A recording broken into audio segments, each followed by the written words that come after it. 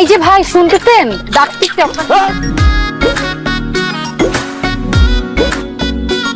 উঠেন। আপনি উঠেন। আপনি উঠেন, আপনি পড়ে আছেন। আপনি শুয়ে আছেন, আপনি উঠেন। এই সমস্যা কি আপনার? মই তো ঢাকা থেকে করছেন কেন? মই ছাকাছাকি করলে কি পড়ে যায় নাকি? এটা কেমন মই? আরে বলে কেমন মই? যে বাজেট দিছে না, বাটনের কথা ছিল বাস। আমি তো মই নিয়ে আসছি।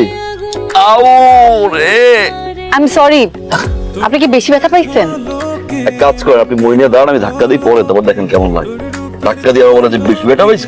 সরি বলছি তো, এমন ব্যবহার করতেছেন কেন? নাই মানুষ কথা বলে গেছে। ও মা রে, মেয়ে পক্ষ না ছেলে পক্ষ? না, আপনি কি মিন করছেন? কি বিন করলাম? মেয়ে পক্ষ না ছেলে পক্ষ না, তা আপনি কে ভাই? আমি তিতির, তিতির ইভেন্ট ম্যানেজমেন্টের ওনার। আর এই বিয়ের পুরো কাজ আমি পেয়েছি। তাহলে আমি কে? আমারও তো সেটাই প্রশ্ন, আপনি কে? সাদমান। আপনি সাদমান? আপনি আপনার ডেকোরেশনের লোকজন নিয়ে এখান থেকে বিদায় হন, যান। এই বিয়ের কাজ আমি পাইছি, আমি করব।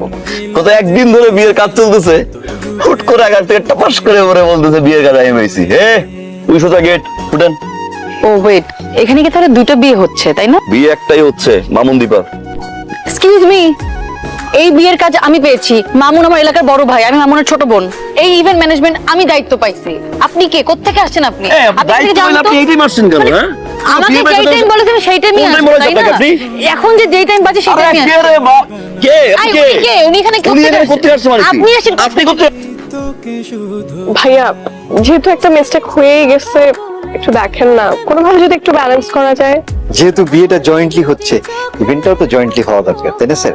যেহেতু আপনি মামুন স্যার তিতির ম্যাডামকে অ্যাসাইন করেছেন, তিতির ম্যাডাম আপনার টেস্টটা বুঝে, দীপা ম্যাডাম সাদমান ভাইকে অ্যাসাইন করেছে, বিয়েটা যেহেতু জয়েন্টলি হচ্ছে, ইভেন্ট ম্যানেজমেন্টটাও জয়েন্টলি হোক।